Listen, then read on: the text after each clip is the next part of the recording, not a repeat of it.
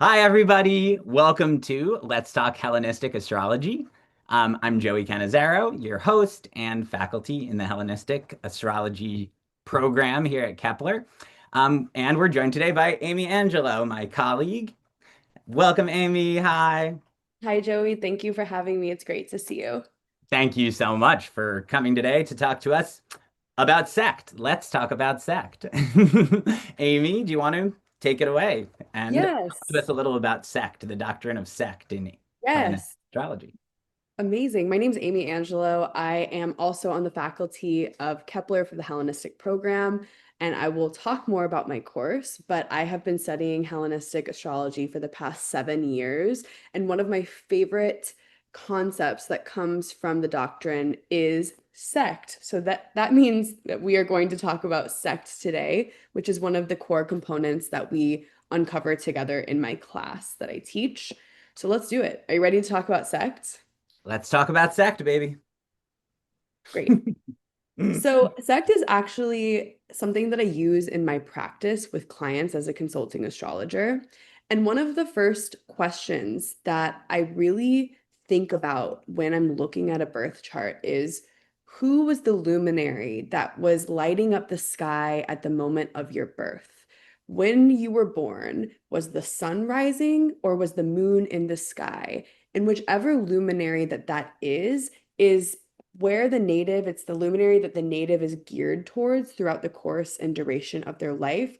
This luminary, also called the sect leader, is the light holder for the native. And so it might look something like this when we have the sun out. The sun will be on the top of the chart, as we can see here.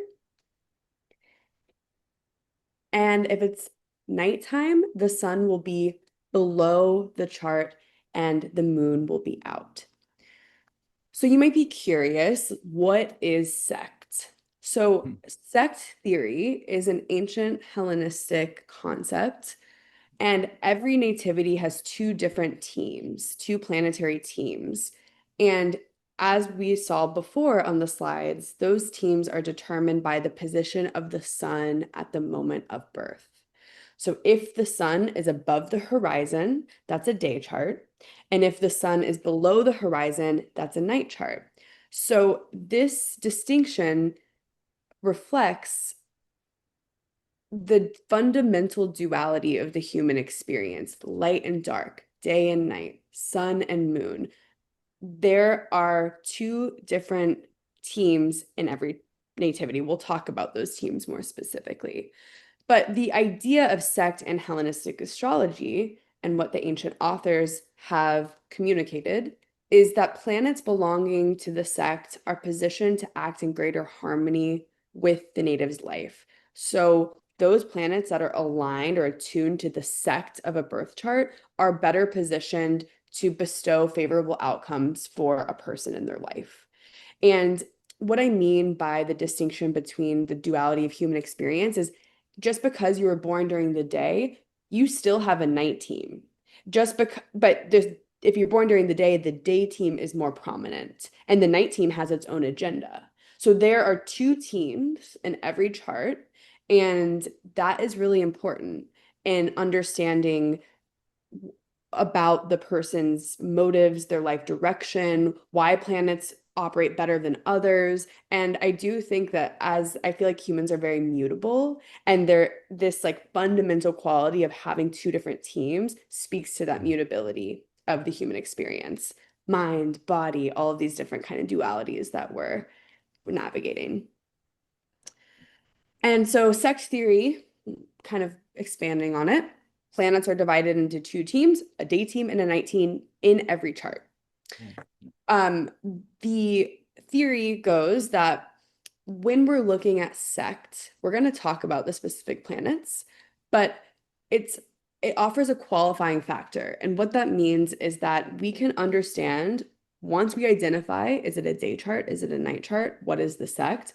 We can understand which planets are going to be the most supportive and the most helpful for the life path of that person, and the ones that might offer some challenges that we can become attuned to help people as they're getting familiar with their chart.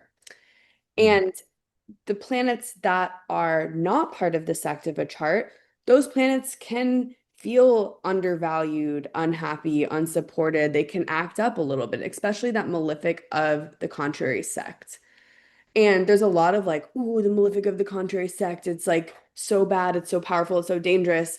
In my practice, I've seen that both malefics are challenging.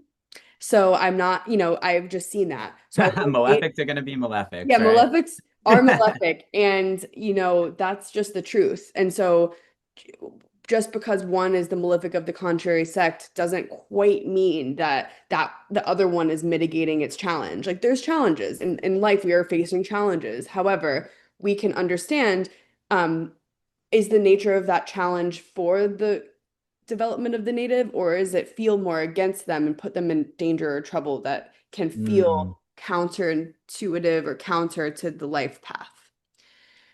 Things to think about. And then, Yes, oh, we're oh just yeah, following that it's like the chart itself is either a day or a night chart, but then the planets too are always either day or night planets. There are some planets that are nocturnal sect planets, some that are diurnal daytime sect planets. yes, and we will talk about those in more detail. Thank you for identifying that because that's really important. Mm. Yeah, so planets are in every chart are categorized by their sect. And the planets, there's a certain alignment that sect can offer us. Planets prefer to operate in the sect that they are aligned with, and they rejoice and are more imminent and happy. So that brings us to like, I'm actually going to go to the sect teammates and then go back. Yeah, Who great. are the teammates? So we have the day chart, the day sect, the diurnal team. The sect light is the sun, so that is the leader of the sect. And the benefic that is more aligned with the sun in as part of its sect is Jupiter. A benefic, it does good.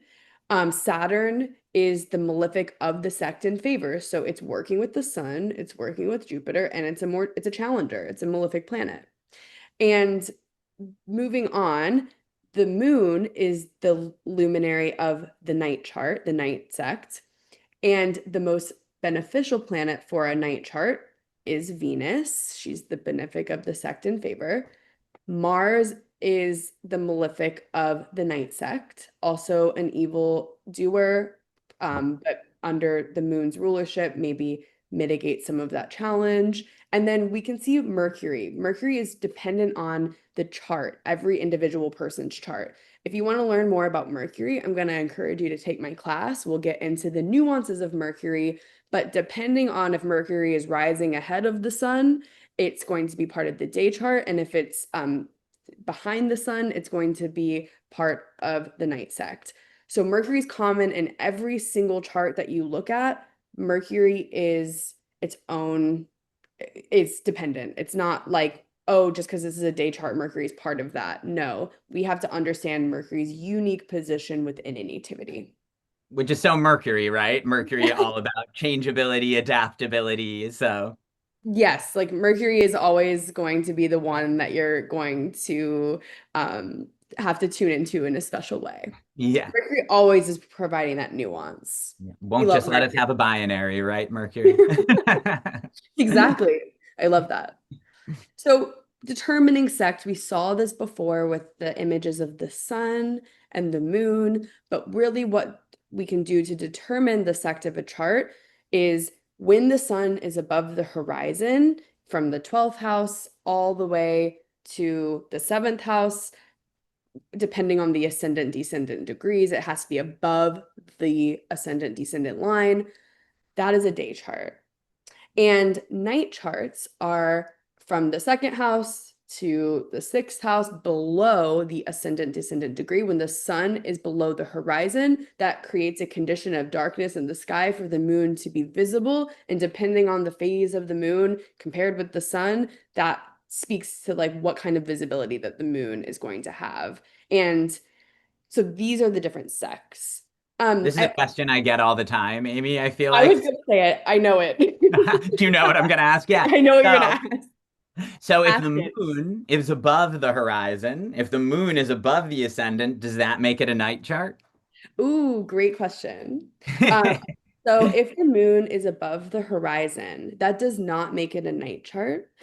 If the moon is above the horizon and the sun is below the horizon, that does make it a night chart. But sect is a distinguishing um, quality of a chart that really is sun and solar dependent. Great. So So we're we're looking at not, the sun, right? Yeah, we're just saying, is the sun above or below the horizon? yes, is the sun above or below the horizon? The moon can be above in the top of the chart in a day chart. Hmm. So there is, it really is solar dependent, and that's a really important question, and a question that I also always get. Hmm. And I can understand how that's confusing for sure, especially when you're first getting a grasp of the concept. So everything in relation to the sun is going to define the sect. Yeah, and I'm sure you people have seen like, when it's the daytime and you can see the moon in the sky, you see that kind of white outline of the moon. It doesn't automatically make it nighttime just because you can see the moon? Totally. Yes, exactly. The moon can be up in the sky and we can see it even when the sun is out. And that's a really special sight that you can engage with. Mhm. Another question that I get all the time now that we're kind of talking Mm. about some of the questions, and we'll get into this in some of the examples that we'll talk about, is what happens if the sun is rising on the ascendant or setting on the descendant and it's right there? And I don't know about you, Joey, but for me, there is a quality of, well, first of all, like the ancients, like they don't totally talk about this exact scenario, but for sake of sticking to sect tradition, I tend to do two things. One is that I say, if I see that it's clearly above the horizon, I'm going to call it a day chart and I'm going to operate that as is. And if I see it below the horizon, even if it's within 1 or 2 degrees, it's going to be a night chart and I'm going to distinguish the planets accordingly. But I Yes. do, in practice, ask about the natives' experience. And also, there is this kind of distinguishment about, there's this distinguishing quality about that person holding a twilight capacity where they're kind of both, where there's this transition happening between day and night, between night and day. And that also becomes an important part of that native's lived experience that I think is important to name and question and articulate and explore with a person, that they might feel like both, or they might not feel like they Yeah. fit into one category or the other. And depending on their lived experience, we can get some really good intel about what that nuance is. Yeah, I love the visual aspect of what we're talking about. It's just so something you can go study and look at yourself to say, there is that moment where the sun, when it goes under the horizon, you feel like it is something just changed. The last little bit of sun just went under. But is it night yet? It's a different thing. It's its own feeling, right? Yes, it's its own quality. There could be a few rays of light that still, even though the sun has set, some rays of light are still on the horizon. So there really is this liminal quality. Great. Yeah, that's such a good word for that experience. Yes. So we've established our team. So what does it mean to be sun ruled? And I love the work of Demetra George. Her book, Planetary Condition, Volume 1, has a beautiful weaving of the techniques and interpretation of the different qualities of the techniques. That has inspired so much of my learning, so much of my understanding. And the sun ruled natives when the sun is above the horizon and their sect light is the sun. This offers individuals with this idea of, if we think about the sun being in the sky, lighting up the sky, you can see all levels of horizon. There's so much visibility that you can see from your vantage point, so that there's this light is holding this wide expanse of the horizon, so that there is this quality of seeing and witnessing, and the way that you operate in the world is really like insisting on the lights being there, the big light of the sun being there, and that I'm looking at the sun right now, and your Yep. orientation yeah, of the world is solar oriented. So like the productivity of the world can happen under solar light. There's visibility. There's not as much like questioning or mystery. It's really just light.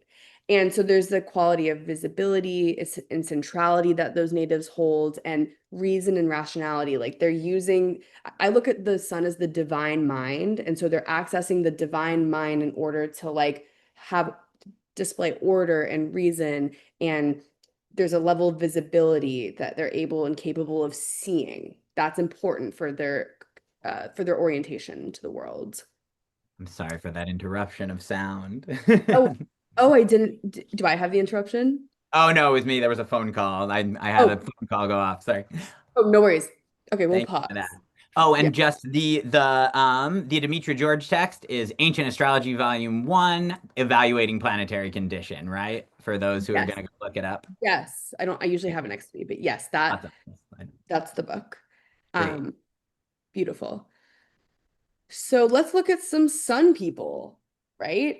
This is one of Frida. those examples. We have Frida Kahlo, and the sun is rising because we're looking at primary motion. So from the ascendant up and around through the 12th house, through the 11th house, to the 10th house, that's primary motion this way. I don't know if I'm looking at whatever. Hopefully, you know what way I'm talking about.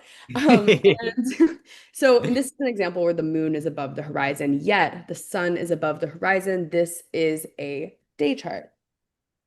And Frida Kahlo, this is like one of her images, beautiful images of the sun. She is this incredible force. She's a Mexican artist. She uses so much color, so much vibrance. And she was married to Diego Rivera, who was also this they were like a very famous artist couple of their time. And she refused to be the artist's wife. She wanted to be in the center. She wanted her identity, her power, her strength, and her resilience to shine in its own light. And And yeah, and really redefined the self-portrait too, which is so interesting to think of it, this the self-portrait as a form being a kind of solar form, right? totally, I love that you pointed that out because that is her signature display, is like Yeah. illuminating herself in all different phases and chapters and dramas and beauties. This is her using all these vibrant colors. And I love this image of her because she's shrouded in this like yellow, solar, golden, beautiful garment. And she wore um, vibrant clothes that put a light on indigenous communities. And she has such a power to her culture, her heritage, like who she came from, and making sure that people, when they saw her, they saw much more than just her. Like she was a living symbol for queer identity, feminism, indigenous Mexican culture, pride, like so much came forward just in like so much is spoken beyond just her form. Like she's making so many statements.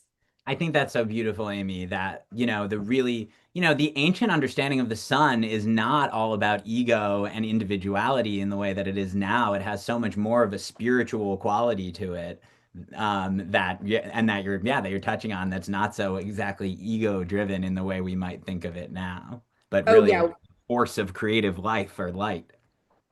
I love that you expanded on that. And the level like pride would be a very solar quality, but pride for the peoples, her ancestors, everyone who comes before her that makes her her.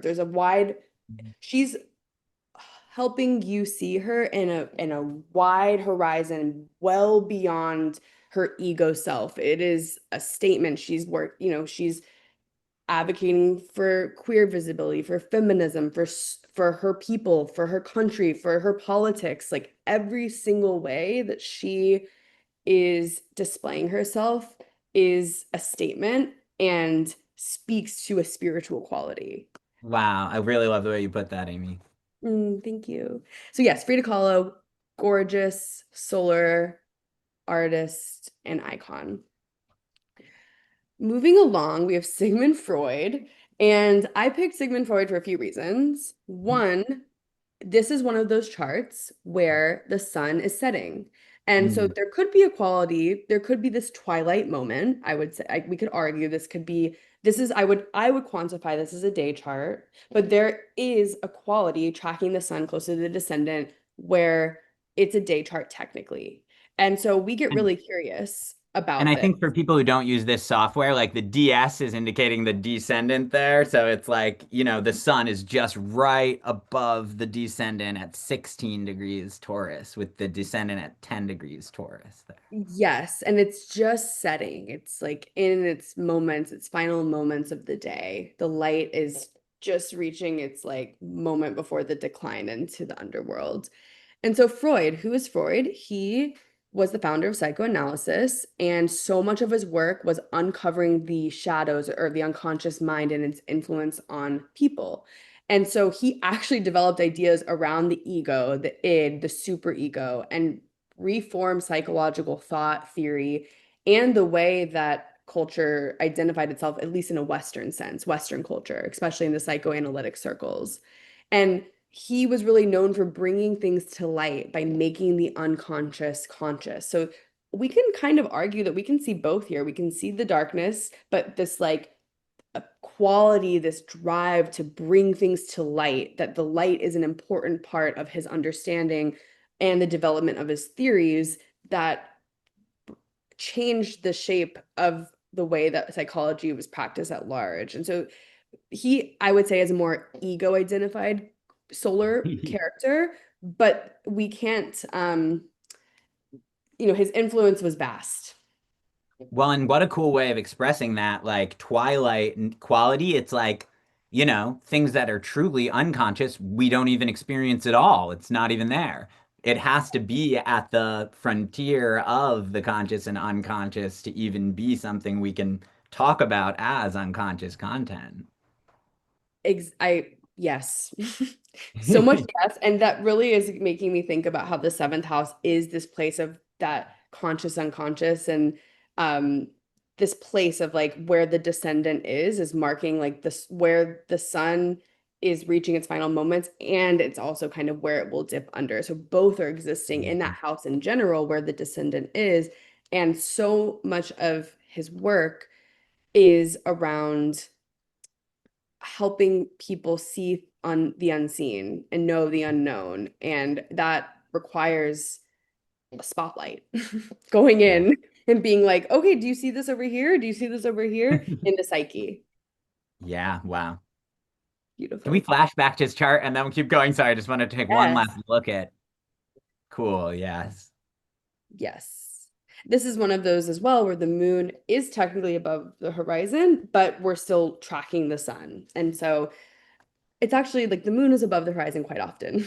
We've seen that in most of my charts. But yes, this is a twilight. I would quantify the twilight. Great. Beautiful. And so moon ruled people. This is a whole different dimension of reality. And in a night chart, the moon becomes a luminary of the sect and leads the sect. And if we think about the moon, well, there's different light in the sky when the sun is below the horizon. First and foremost, the stars come out depending on where you are. So there's a lot more light, and the moon is reflecting the solar light. So there's this idea that if we're relying on the moon to be our light source, it's going to be more limited. And depending on the phase of the moon, we might not be able to see in the same way or rely on sight or exist in the outside world with the same Mhm. level of confidence that we can when the sun is out. And there's just a level of visibility that there's a more of a comfort that I've seen with the darkness or the unknown when we're Mhm. working with night charts. And there's a level of intuition and emotions that offer reflective ways that people can orient in the world.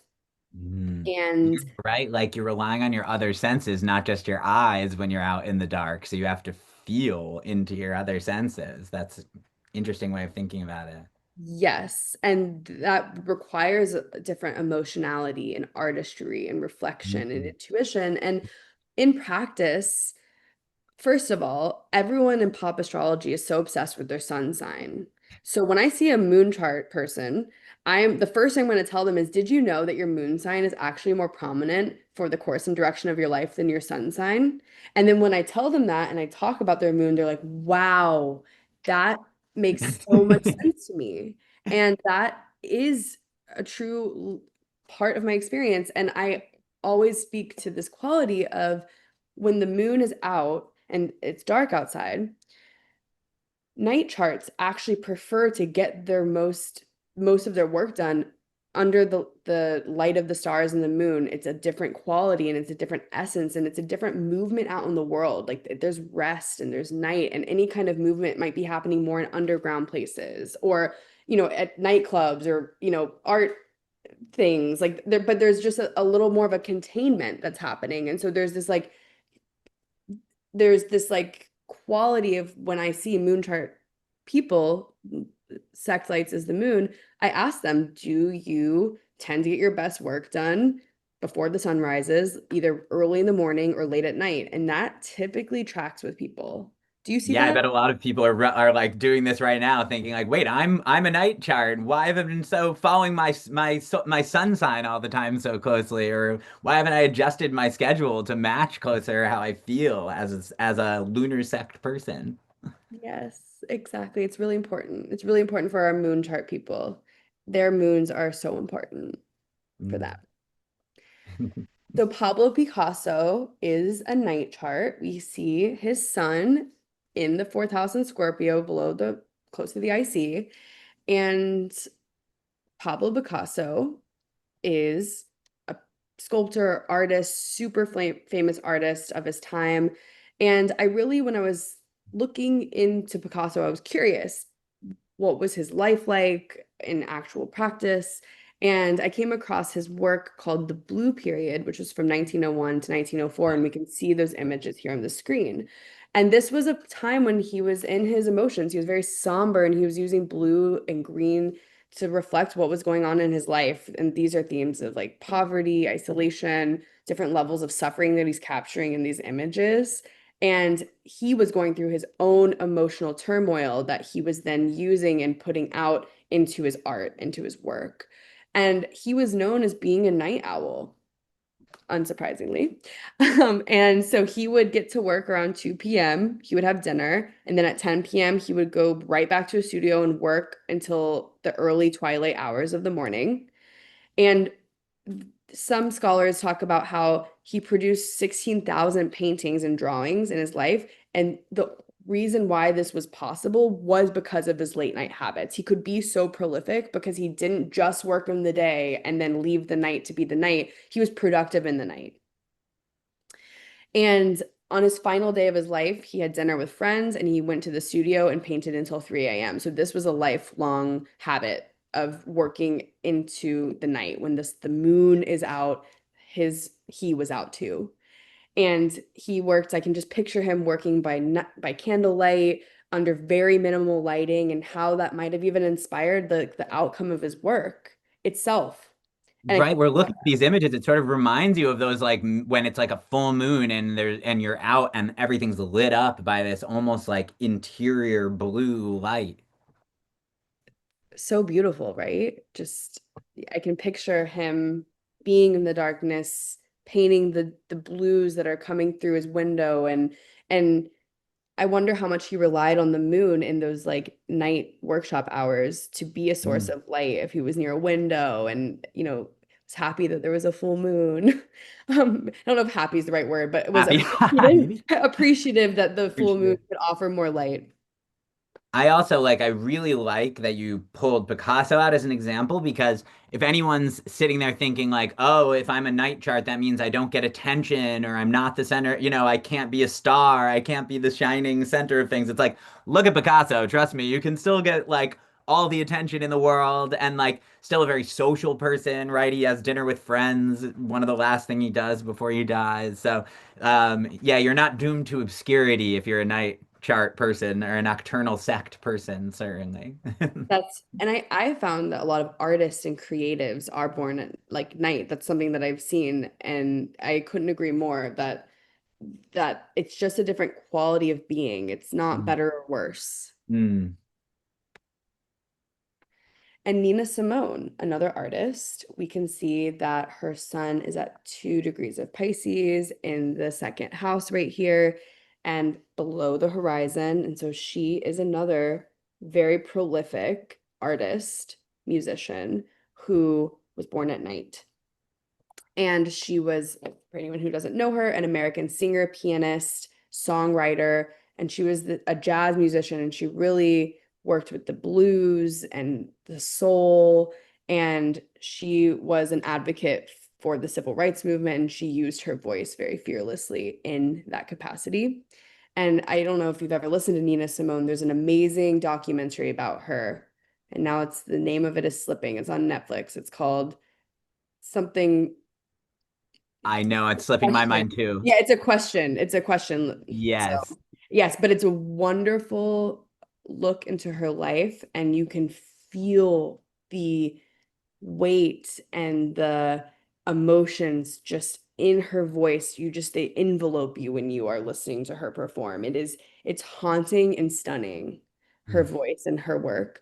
And she performed at night. She had a lot of emotions, and she was performing at night, and she was in clubs, and she was practicing in the late hours. And Mm. oh, it's called What Happened, Miss Simone. Oh, we wrote it. It's written Yeah, I right wrote here. it in here. I was I'm like, thinking about it. And yes, so what that is happened, the Miss documentary. Simone?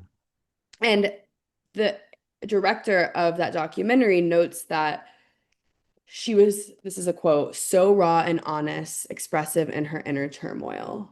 Mm. So there's a real quality of emotionality that she just let roll through her, that it wasn't refined, it was just raw and vulnerable and deep, and just it held people in some of the sorrows that she was carrying. Mm. And yeah, she put it all in. All the emotions had a place in her work. And she didn't filter it. She just made it present in the room. And it was something new and it was something real. Mm.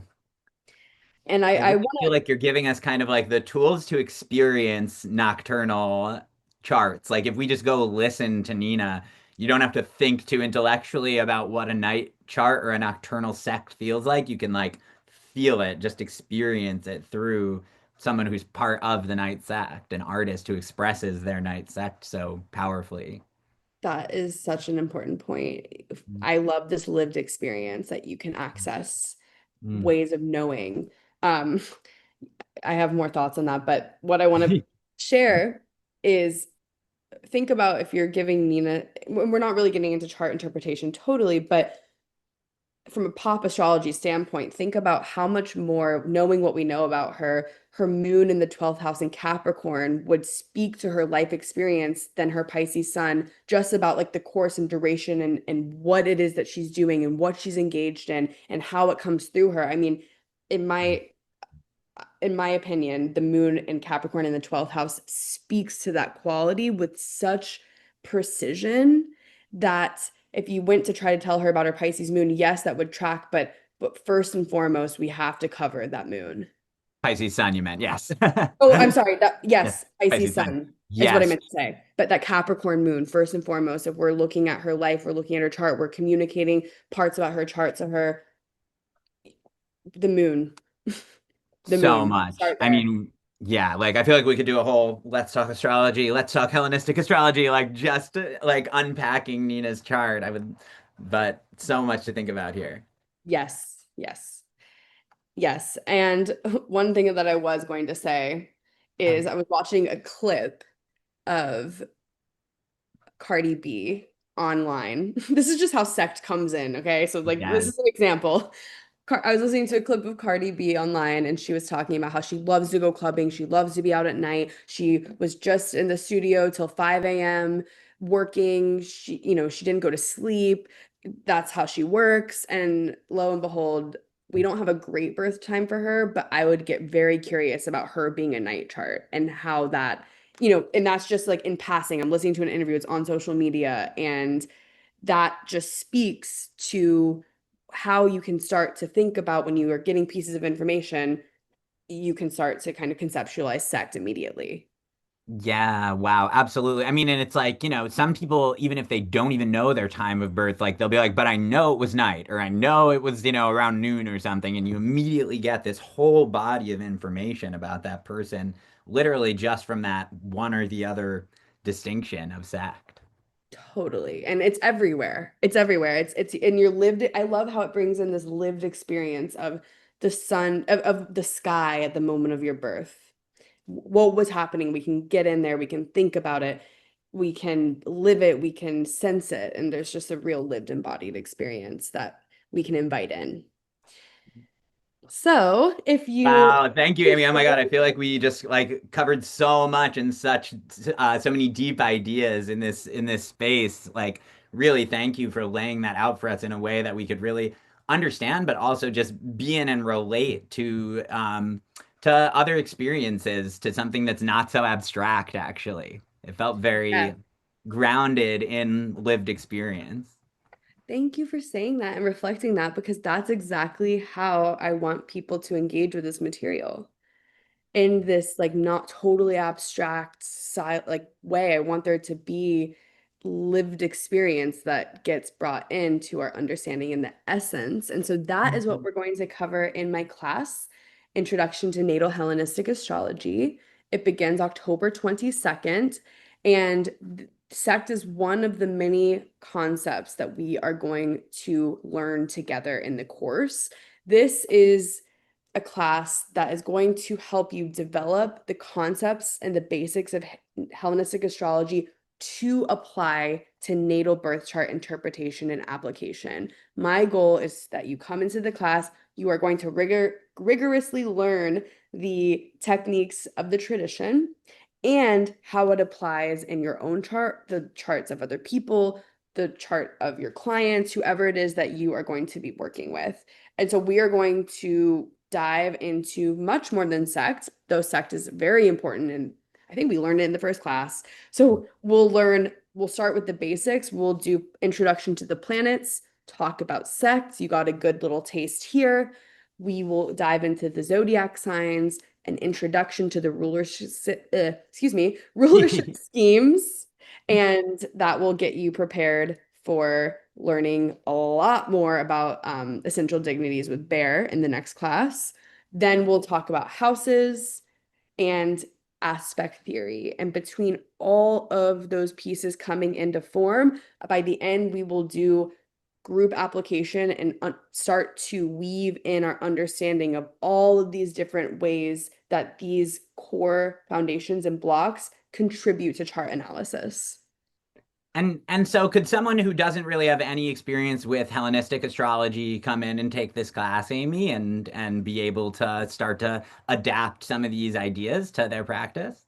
Yes, Amazing. absolutely. I would say that the class is more of a high beginner course. So if you're brand new to astrology, you can definitely come, but it might be a fast pace for you. So I would say that just having basic understanding of the planets and the houses, like a first pass, will just Cool. help you. But it's, if you're ready to learn and you are a brand new beginner and you know that this is the track and you understand that this is like the way that you want to go, you are welcome and you will not be turned away and you will be supported. And so please know that high beginner is more of a way to make sure that you get the most of the class. But if you know nothing, that is totally fine. Great, awesome. I mean, and yeah, and anyone who's really been curious, who practices modern astrology or who's just heard about Hellenistic astrology, what it's like, this is such a great class to be able to really understand what the foundation is, how rich some of the poetics and symbolism and like how specific it can get when you're studying ancient astrology, Hellenistic astrology. So I hope everyone will go check out Amy's course. As well as some of the other really exciting offerings in the Hellenistic program, Hellenistic certificate programs, both timing and natal. So, Amy, thank you so, so much for coming today and for giving us this beautiful introduction and getting us excited about something so fundamental to astrology.